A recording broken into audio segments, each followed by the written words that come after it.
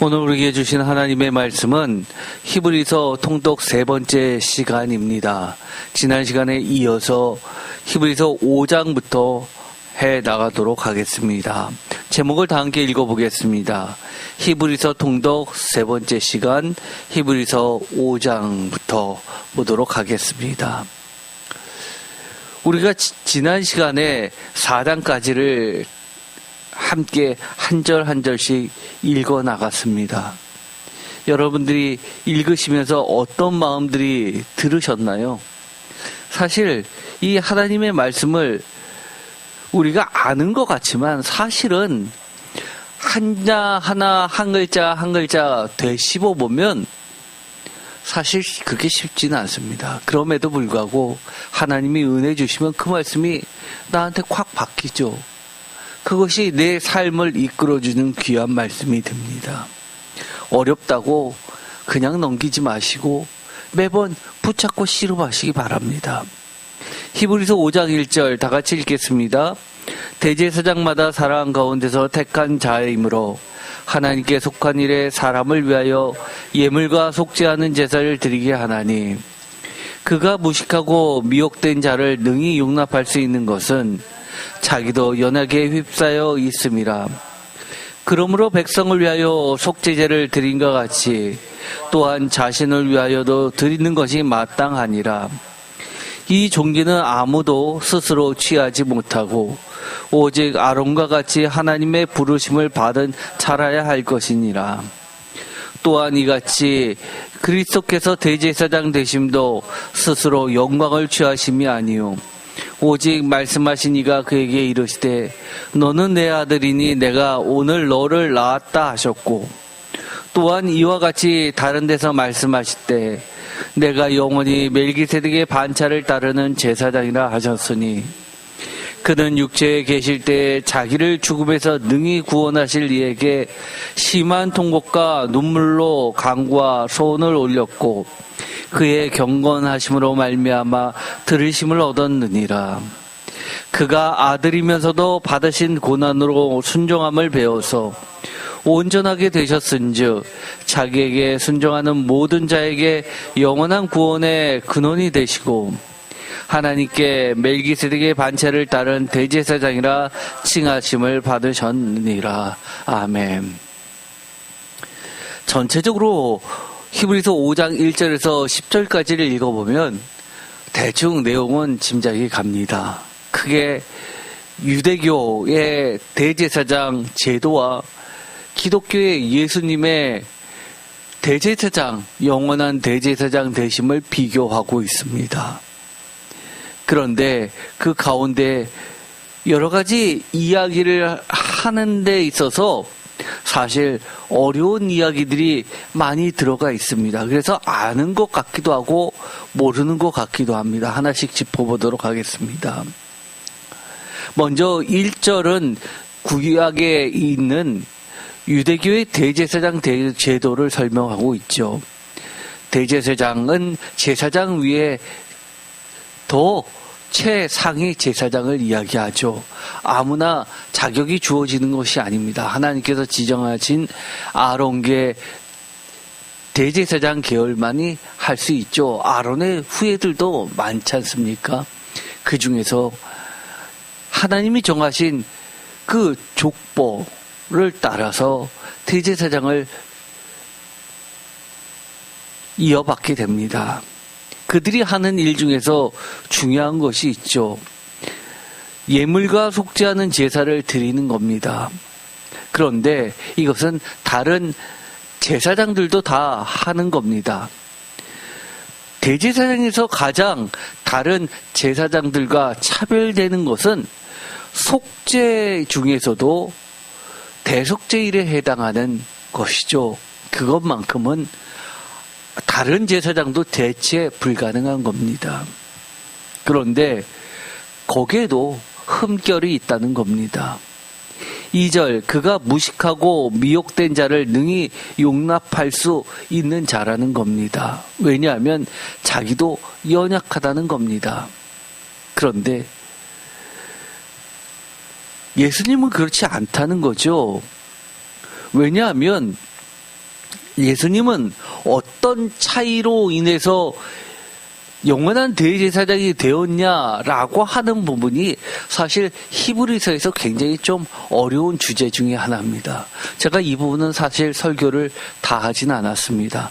전체적으로 멜기세덱의 반차를 따르는 영원한 대제사장이라는 것으로서 예수님을 설명하고 있다는 것은 말씀드린 바 여러 차례 있었습니다. 그럼에도 불구하고 여기서는 사실 깊이 들어가면 예수님께서 대제사장, 육신의 대제사장이 아니라 육신으로 계셨을 때 영원한 멜기세덱의 반차를 따른 대제사장이 되신 그 과정을 설명하는 부분에 있는 겁니다. 특별히 이렇게 8절부터 이야기합니다. 그가 아들이시면서도 받으신 고난으로 순정함을 배워서 온전하게 되셨은즉이라고 이야기합니다. 공관복음서에서 너는 내 아들이라 라고 하는 대표적인 이 말씀하고 같이 연결되어서 요한복음에서 그 종결점을 긋죠. 태초에 말씀이신 분이 성육신 하신 분으로서 예수 그리스도를 선제적 기독론으로 자리 잡게 합니다. 히브리서는 요한복음보다 이후에 쓰여진 서신으로 학자들은 보고 있습니다. 그 이야기는 요한복음도 알고 있었고 공관복음서도 알고 있었고 기독교의 그 복음의 자산들을 모두 다 수용한 기독교라는 겁니다.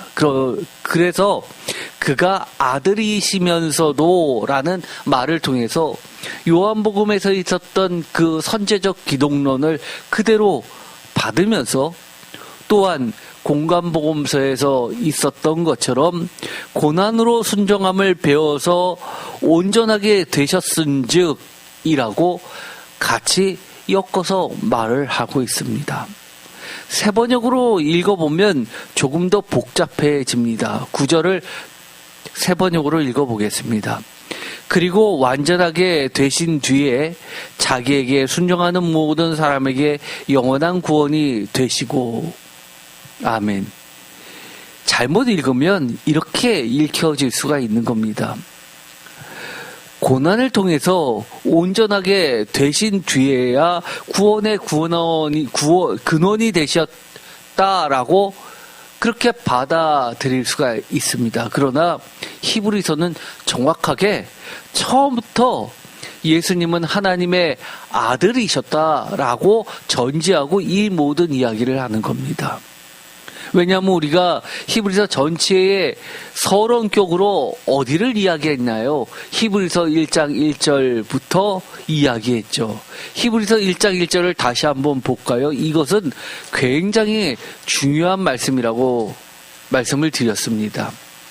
1장 1절부터 다 같이 읽겠습니다. 4절까지 읽도록 하겠습니다. 옛적의 선지자들을 통하여 여러 부분과 여러 모양으로 우리 조상들에게 말씀하신 하나님이 이 모든 날 마지막에는 아들을 통하여 우리에게 말씀하셨으니 이 아들을 만유의 상속자로 세우시고 또 그로 말미암아 모든 세계를 지으셨느니라. 이는 하나님의 영광의 강체시요 그 본체의 형상이시라. 그의 능력의 말씀으로 만물을 붙드시며 죄를 정결하게 하시는 일을 하시고 높은 곳에 계신 지극히 크신 이의 우편에 앉으셨느니라. 그가 천사보다 훨씬 뛰어남은 그들보다 더욱 아름다운 이름을 기업으로 얻으심이니. 아멘. 여기서 보면 처음부터 요한복음에서 이야기하고 있는 것처럼 선제적 기독론에 충실히 따르고 있습니다. 그러면서도 여기서 이야기하고 있는 구절에 온전하게 되셨은즉이라고 하는 이유는 그가 8절의 아들이면서도 이 땅에 육신의 연약한 우리들의 모습 그대로 오셔서 우리들에게 어떻게 신앙의 길을 가야 되는지, 그리고 어떻게 하나님을 섬겨야 하는지, 참된 하나님에 대한 신앙이 무엇인지를 가르쳐주는 참된 스승으로서, 참된 사도로서 이것을 이야기하고 있는 구절입니다. 이것은 매우 중요합니다. 히브리서는 참 사도를 예수 그리스도로 묘사하고 있습니다. 베드로, 사도 바울 이런 이야기를 하는 것이 아닙니다. 장로 요한 이런 이야기가 아닙니다. 예수님이 참 사도요, 우리는 참 사도 예수 그리스도의 후예들이라고 이야기하면서 예수 그리스도가 가르쳐 주신 그 진리의 말씀, 신앙대로 우리는 신앙생활을 해야 하는 것이라고 가르쳐 주고 있는 겁니다. 그렇기 때문에 그가 아들이면서도 고난을 받지 않아도 됨에도 불구하고 아들이면서도 고난으로 순정함을 배워서 온전하게 되심을 우리에게 가르쳐 주시고, 우리도 그 길을 걷게 하셔서 하나님께 나아가는 그 길을 열어 놓으셨다고 가르쳐 주고 있는 겁니다. 그래서 영원한 구원의 근원이 되셨다고 이야기를 하는 겁니다.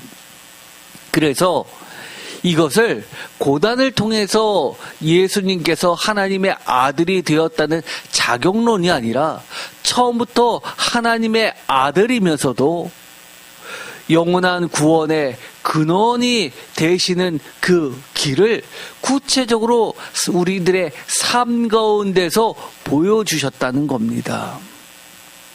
그래서 대제사장들과는 완전히 다르다고 이야기합니다. 10절에 하나님께 멜기세덱의 반차를 따른 대제사장이라 칭하심을 받으셨느니라 라고 하면서 이 땅의 대제사장과 차별성을 두고 있습니다.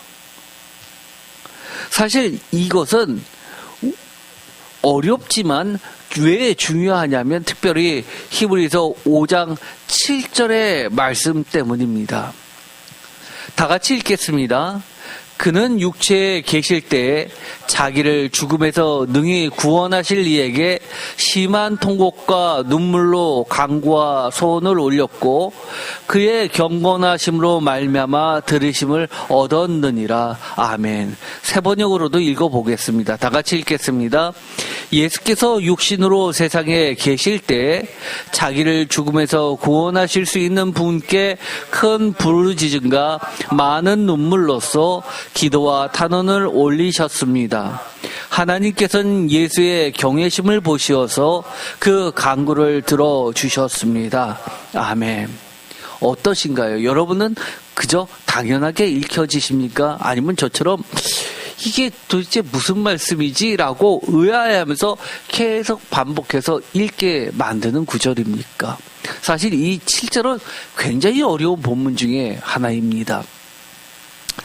저도 아직 설교를 다 하지 못했습니다. 준비 중에 있고 조금 더 사실은 더 연구를 하고 찾아보고 기도한 후에 설교를 할 생각입니다만 어느 정도 말씀을 우선적으로 드리고자 합니다. 통독 시간이니까 피해갈 수 없는 게 사실 가장 큰 장점이죠. 성경을 어떤 부분 읽고 나가면 사실 그게 가장 위험한 신앙이 되는 겁니다. 이해 안 되는 건 이해 안 된다라고 명확하게 선을 긋고 그리고 읽어 나가는 것이 필요합니다. 그런데 이 7절에 문제가 되는 것은 이겁니다. 그는 육체에 계실 때에 자기를 죽음에서 능히 구원하실 이에게 심한 통곡과 눈물로 간구와 소원을 올렸고 라는 부분은 논란의 여지가 없습니다. 대부분의 학자들은 이것을 읽는 순간 무엇을 떠올리냐면 겟세마네 동산에서의 예수님의 기도를 떠올립니다. 저도 그렇고 여러분들도 그러실 겁니다. 그런데 문제는 그 뒷구절입니다. 그의 경건하심으로 말미암아 들으심을 얻었느니라. 아멘. 이것이 매우 중요합니다. 왜냐하면 이렇게도 쓸 수 있는 구절입니다. 심한 통곡과 눈물로 간구와 소원을 올렸고, 지금까지 모든 이야기를 종합해서 만약에 여러분들이 히브리서 기자라면 이렇게도 쓸 수 있는 겁니다. 예수님의 순종하심으로 말미암아 구원을 얻었습니다. 이렇게 써도 될 듯합니다. 그러나 그렇게 쓰지 않습니다. 그의 경건하심으로 말미암아 들으심을 얻었느니라 라고 쓰고 있습니다. 새 번역은 그래서 어렵다 보니까 이렇게 번역을 합니다. 하나님께서는 예수의 경외심을 보시어서 그 간구를 들어주셨습니다. 그 간구를 들어주셨습니다 라고 하는 것은 간구의 내용이 뭐였죠? 겟세마네 동산에서의 간구의 내용은 이 잔을 피하고 싶지만 하나님 아버지의 뜻대로 하시옵소서라고 하면서 아버지의 뜻대로 그 기도를 받으셔서 구원의 길을 모든 이들의 구원이 예수 그리스도를 통하게끔 해 주신 겁니다. 그런데 그 중간에 이 구절이 우리를 매우 어렵게 합니다. 예수의 경외심을 보시어서. 그러면 이 예수의 경외심을 또는 개역개정에서는 그의 경건하심으로 라고 했을 때 사실 경건하심으로 라는 말보다는 새 번역이 경외심을 보시어서 라는 말이 오히려 문맥을 이해하기에는 보다 본 뜻에 가깝게 번역한 듯 싶습니다. 제 개인적인 사견입니다. 왜냐하면 이것은 제가 읽기에 이렇게 읽혀집니다. 하나님께서 그 간구를 들어주신 이유는 예수님의 경외심이었습니다. 경외심과 경건함의 차이가 무엇일까요? 사실 어렵지만 구약적 개념으로서 전통적 히브리적 사고, 히브리인들의 경건에 대한 개념은 구약을 바탕으로 하고 있기 때문에 예를 들어서 노아의 경건함 아니면 욥의 경건함 같은 탐임입니다. 죄 없음입니다. 그런데 여기서는 어떻게 이야기를 하냐면 죄 없음이 아니라 새 번역은 경외심이라고 바꾸어 해석을 하면서 온전함을 어떻게 바꾸고 있냐면 신앙심으로 바꾸고 있는 겁니다. 두려움으로라고 바꾸어 놓는 겁니다. 하나님에 대한 두려움으로, 하나님에 대한 경외심으로. 사실 저는 경외심이나 두려움이라고 해석하는 것보다 저보고 만약에 번역을 하려면 이렇게 번역을 할 것 같습니다. 예수님의 하나님에 대한 신뢰심으로 라고 번역을 하고 싶습니다. 저는 그렇게 성령님께서 말씀해 주시는 것 같습니다. 그리고 또 한 가지는 들으심을 얻었느니라 라고 해석하는 것보다 완전한 의역입니다. 제 개인적인 사견을 전제하고 예수님의 하나님에 대한 신뢰하심을 보시어서 그 간구를 확인시켜 주셨습니다. 또는 예수 그리스도의 믿음을 확인해 주셨습니다. 라고 의역을 완전히 바꿔서 해석할 것 같습니다. 그 이야기는 이 어려운 본문을 왜 그렇게 해석을 하냐면 경건하심이 우리가 생각하는 것처럼 죄 없음이라기보다도 히브리서에서는 박해 속에서도 내 죽음이 코앞에 닥쳤을 때 하나님이 안 계신 것 같고 눈에 보이지 않는 상황 속에서도 보이지 않는 그 실체를 하나님과의 관계의 신뢰를 붙잡고 있는 신앙심을 이야기하는 겁니다. 그 신앙심을, 그 믿음을, 그 신뢰를, 관계의 회복을 하나님께서는 구원으로서 영원한 생명으로서 만 백성이 깨닫게 입증해 주시는 것으로 그 간구를 응답해 주신다는 겁니다. 왜냐하면 그렇게 해석할 수밖에 없는 이유 중에 하나는 이 똑같은 단어가 히브리서 12장의 28절의 결론 부분에 그대로 쓰여 있기 때문입니다. 히브리서 12장 28절을 다 함께 읽어보겠습니다. 다 같이 읽겠습니다. 화면에 띄워놨습니다. 그러므로 우리가 흔들리지 않는 나라를 받았은즉 은혜를 받자 이로 말미암아 경건함과 두려움으로 하나님을 기쁘게 섬길지니. 아멘. 히브리서 교회의 성도들은 유대인들의 고발로 인해서 죽음의 순교의 상황에 내몰립니다. 박해의 상황에 내몰립니다.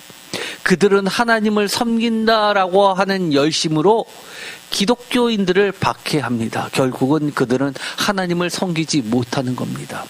그럴 때 히브리서 기자는 맨 뒤에 이렇게 결론을 냅니다. 경건함과 두려움으로 예수 그리스도를 기쁘게 섬길지니 라고 이야기하지 않고 경건함과 두려움으로 하나님을 기쁘시게 섬길지니 라고 끝맺히고 있습니다.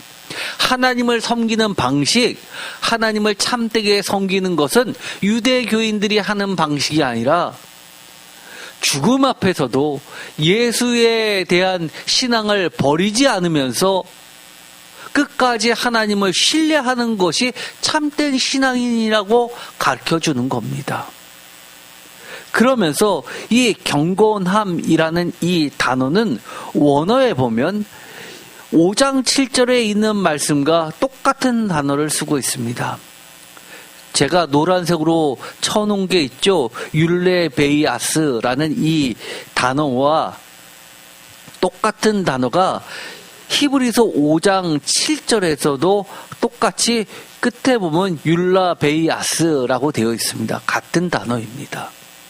즉 히브리서 5장 7절에 있는 이 이야기는 12장 28절에 있는 단어와 똑같은 단어를 사용하면서 우리에게 어떤 이야기를 해주는가 하면 그가 아들이면서도 받으신 고난으로 순정함을 배우는 이 모든 것이 예수 그리스도 7절에 있는 그 예수 그리스도의 경건하심이라는 겁니다. 다른 말로 이야기하면 예수의 경외심, 예수의 믿음, 이것이 무엇입니까? 하나님에 대한 신뢰입니다. 어떤 신뢰입니까? 죽음 가운데서도 구원해 주실, 영원한 생명으로 이끌어 주실 예수 그리스도를 통해서 하나님을 옳게 섬기는 것이 진짜 진리고 맞다는 것을 입증해 주시는 것으로 이야기를 하는 겁니다. 그래서 그의 경건하심으로 말미암아 들으심을 얻었고 우리도 예수님의 그렇게 온전하게, 온전은 구약 개념에서 아까도 말씀드렸던 것처럼 탐임, 죄 없음이 아니라 예수 그리스도의 온전함이 죄 없음을 능가한다는 겁니다. 즉 예수 그리스도의 믿음을 통해서 우리가 배우는 것은 바로 칭의적 온전함입니다. 우리가 죄가 없어서 정말 깨끗해서 하나님께서 우리를 의롭다 해주시는 것이 아니라 예수 그리스도의 보혈의 피와 하나님의 은혜로 우리를 깨끗하게 해 주셨고 인정해 주셨고 그렇게 의롭다라고 해 주시는 것을 끝까지 어떻게 해야 되냐면 거기서 멈추는 것이 아니라 히브리서 기자가 계속해서 이야기하는 것처럼 바울의 로마서에서 이야기한 것에서 출발해서 마지막 순간까지 끝까지 고난으로서 신뢰를 잃지 않고 순정함을 결국은 배워서 예수 그리스도의 순종함을 통해서 우리도 온전하게 되는 구원을 말하는 겁니다. 좀 어려운가요? 쉽게 이야기하면 이렇습니다. 여러분은 어떻게 하면 온전하게 됩니까? 예수 그리스도의 이름으로 하나님께 기도합니다. 내 죄를 용서해 주세요. 기도가 딱 끝났습니다. 어떤 상태입니까? 빨래를 했습니다. 제일 깨끗한 상태가 어떤 상태입니까? 빨래를 딱 맞췄을 때의 상태. 그러니 지금 회개 기도를 했으니까 제일 깨끗한 상태. 조금 지나면 때가 묻습니다. 직장생활, 사업생활, 사회생활 하다 보면 때가 묻습니다. 다시 회개 기도합니다. 이런 차원이 아니라는 겁니다. 온전함은 내 안에서 내가 얼마나 달성하느냐의 문제가 아니라 하나님을 향한, 하나님에 대한 예수 그리스도를 통한 신뢰가 얼마나 강하고 확실하고 흔들리지 않느냐에 따라서 나의 온전함은 결정되는 겁니다. 이해되십니까? 어려운가요? 저는 제 자신이 생각보다 너무 더럽습니다. 참 부끄럽습니다. 그런데도 불구하고 하나님은 저를 구원해 주신다는 그 신뢰를 놓지 않습니다. 내 죄가 얼마나 깨끗해지느냐의 문제가 아니라 예수 그리스도를 붙잡고 예수 그리스도에 대한 신앙을 어떻게 끝까지 붙잡고 나아가느냐에 대한 또 다른 차원의 문제인 겁니다. 내가 정말 남들 보기에도 정말 경건하고 그리고 깨끗하고 완벽하고 이런 차원이 아니라는 겁니다. 흠이 많아도 하나님에 대한 신뢰가 얼마나 두터우냐. 내가 어떠한 상황에서도 하나님에 대한 신뢰, 예수 그리스도에 대한 신뢰를 놓지 않느냐. 그 과정은 무엇을 통해서 입증돼 갑니까? 예수 그리스도의 순종함을 배우는 것 과정을 통해서 입증돼 가는 겁니다. 누구에 의해서 입증해 주십니까? 하나님께서 직접 입증해 주십니다. 내가 입증하는 게 아닙니다. 넘어지고 자빠지고 또 실수하더라도 계속해서 이럴 때 예수님은 이렇게 순종하셨으니까 나도 다시 그렇게 해야지 하는 그 끊임없는 과정을 통해서 하나님이 입증해 주시는 겁니다. 좀 어렵죠. 어렵지만 우리가 이것이 신앙생활입니다. 그래서 히브리서 기자는 어떻게 이야기합니까? 12장에 가면 정말 기독교인들이라면 그리고 난 크리스찬조차도 가장 싫어하는 가장 핵심적인 이야기를 꺼냅니다. 우리도 영문 밖으로 나아가야 된다고 이야기합니다. 그 이야기는 뭡니까? 우리도 예수 그리스도의 그 십자가 죽음의 자리까지 나아가라고 합니다. 과연 누가 예수님 믿을까요? 십자가 지고 골고다 그 십자가의 자리에 죽음의 자리까지 나아가라고 하면 누가 신앙생활 시작합니까? 신앙생활 시작하는 초신자들 다 복받기 때문에 지금보다 조금 더 낫고 편안하고 좋은 곳이 있고 행복할 것 같으니까 신앙생활 시작하는 거지. 최종 십자가 죽음 앞에 나아가기 위해서 너가 신앙생활 해야 된다고 그러면 누가 신앙생활을 시작합니까? 그런데도 불구하고 히브리서 기자는 그 이야기를 마지막으로 합니다. 가장 꺼리는 것. 그래서 바울은 이렇게 이야기합니다. 십자가는 항상 스캔들이라고 이야기합니다. 원어로요. 뭐죠? 한마디로 이야기해서 누구나 꺼리는 겁니다. 십자가 이야기가 걸림돌이라고 이야기하는 겁니다. 그런데도 불구하고 히브리서 기자는 우리에게 그 십자가의 자리로 신앙을 정조준하고 있다는 겁니다. 이것이 바로 히브리서 기자가 우리에게 가르쳐 주는 겁니다. 예수님이 양자다라고 하는 것을 이야기하는 것이 아니라 고난을 통해서 우리가 얼마나 하나님의 말씀, 예수님의 말씀을 지켜나가는 것에 따라서 등급이 매겨지는 것처럼 유대인이 생각하는 것처럼 의로움의 단계가 있는 것이 아니라 처음부터 하나님의 아들이면서 육체에 계실 때 우리들에게 사도로서 어떻게 하나님의 입증을 받게 되었는지를 보여주신 겁니다. 그것이 바로 아들이면서도 받으신 고난으로 순종함을 배워서라고 말하게 되는 겁니다. 그것이 바로 7절에 있는 것처럼 그의 경건하심, 예수 그리스도의 경외심, 예수 그리스도의 신앙심. 저는 이것을 구체적으로 풀었죠. 예수 그리스도의 하나님에 대한 신뢰, 피스티스를 이야기하는 겁니다. 이것으로 말미암아 들으심을 얻었느니라. 이 이야기는 하나님께서 입증해 보여주셨습니다 라고 해석하는 겁니다. 그러면 히브리서 전체에 제1장에 나와 있었던 선언, 처음부터 본체는 하나님과 동일하시다라고 하는 것에서부터 시작해서 지금 5장에 이야기하고 맨 마지막에 결어로서 하나님을 어떻게 섬겨야 되느냐라고 했을 때 예수 그리스도의 그 신앙심으로 하나님을 섬기라라고 이야기하는 겁니다.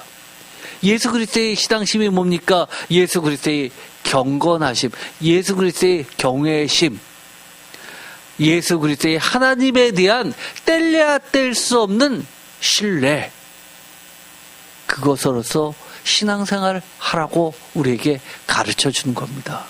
하나님을 섬기라고 이야기하는 겁니다. 그럴 때 예수 그리스도는 영원한 구원의 근원이 되셨다고 이야기를 하는 겁니다. 오늘 이 말씀을 이해하시면 히브리서 전체가 어떻게 구성되고 있는지를 이해하시게 됩니다.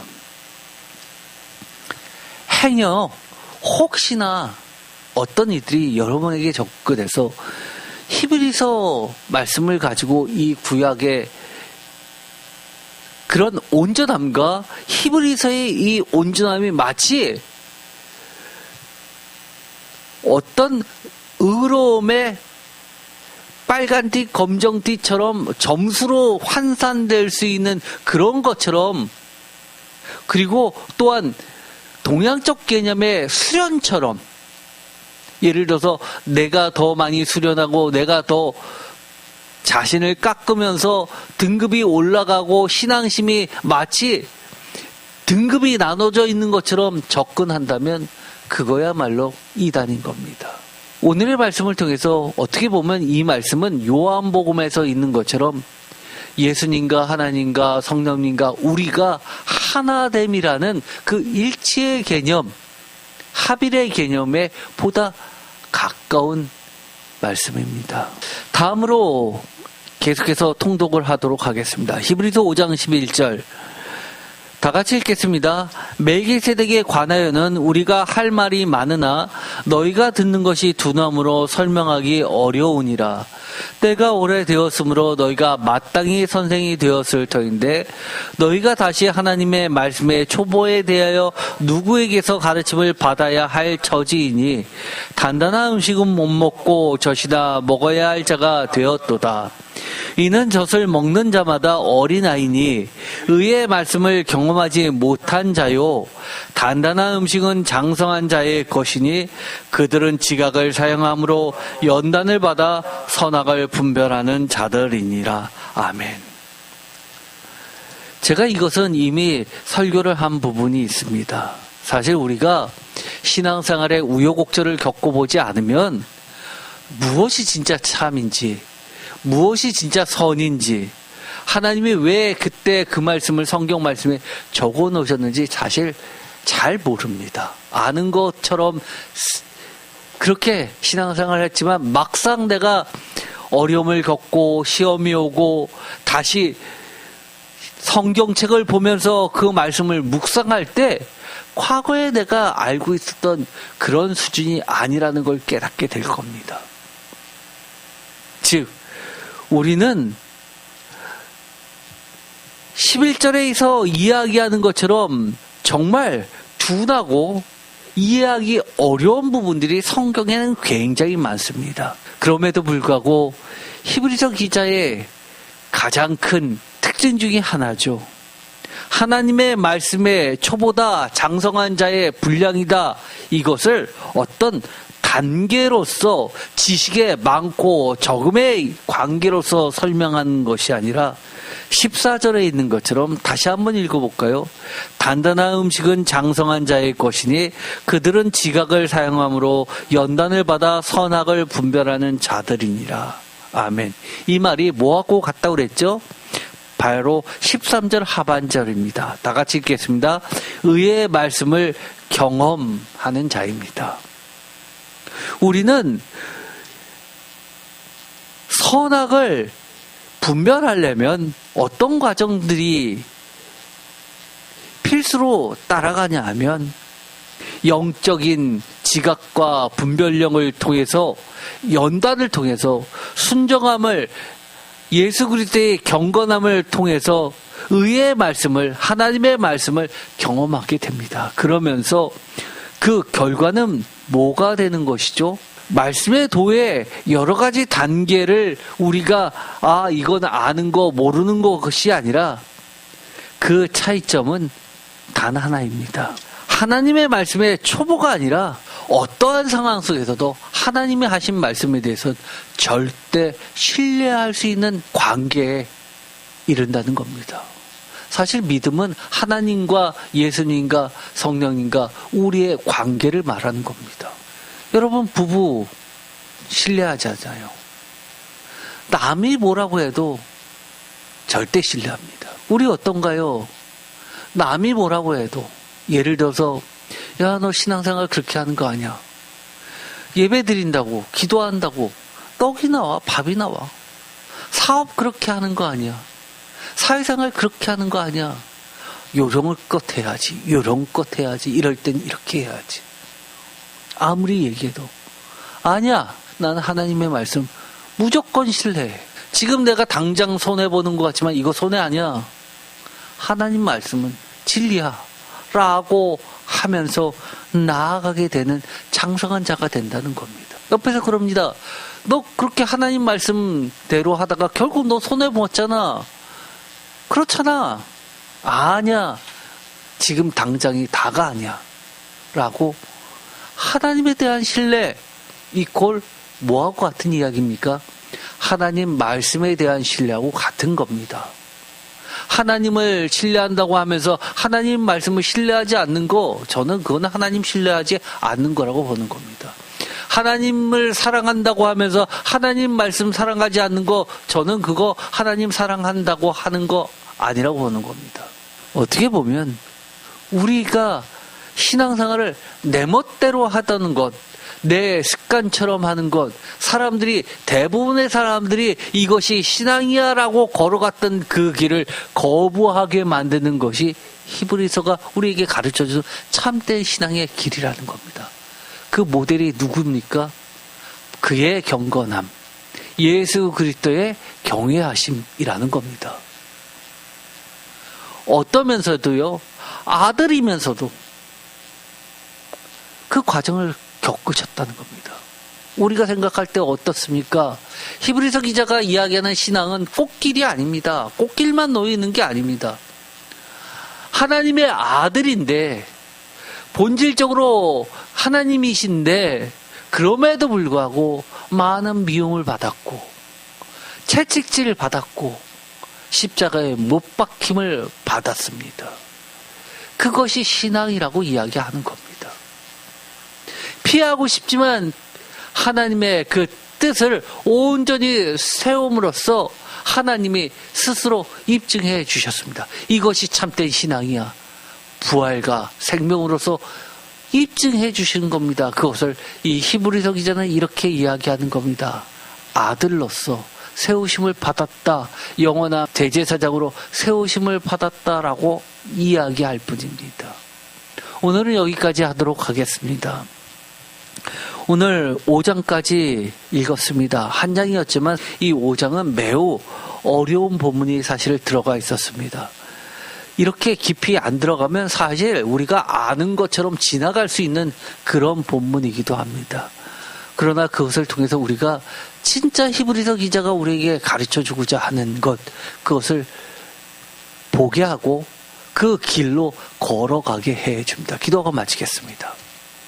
하나님 감사합니다. 오늘도 하나님의 말씀을 읽고 듣고 배웁니다. 우리의 눈을 뜨게 하시고 하나님의 말씀 가운데 예수님 보게 하여 주옵소서. 예수님이 어떻게 하나님의 말씀을 통해서 하나님을 섬겨왔는지 그 신앙을 우리가 배우게 하여 주옵소서.